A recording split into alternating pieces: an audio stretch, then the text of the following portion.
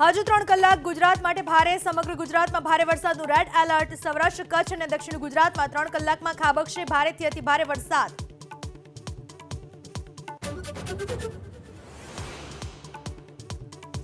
ગુજરાતમાં મેઘ કહેર. સવારથી અત્યાર સુધીમાં 245 તાલુકાઓમાં વરસાદ. રાજકોટમાં સૌથી વધુ 8 ઇંચ તો 20થી વધુ તાલુકામાં ખાબક્યો 4 થી 7 ઇંચ જેટલો વરસાદ.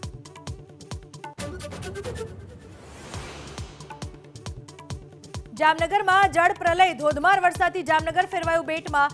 નીચાણવાળા વિસ્તારોમાં ગળાડૂબ. પાણી ભરાતા એનડીઆરએફ, ફાયર બ્રિગેડે 70થી વધુ લોકોનું કર્યું રેસ્ક્યુ.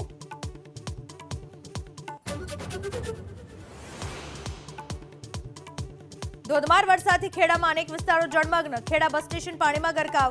સિવિલ હોસ્પિટલ વિસ્તાર જળબંબાકાર તો પોલીસે વૈદ હોસ્પિટલમાં દાખલ દર્દીનું કર્યું રેસ્ક્યુ.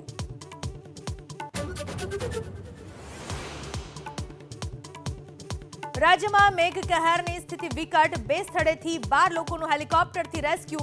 જામનગરના લાલપુરમાંથી 11 લોકોનું રેસ્ક્યુ તો વડોદરાના ડ્રેસરમાંથી 1 વ્યક્તિને કરાયા એરલિફ્ટ.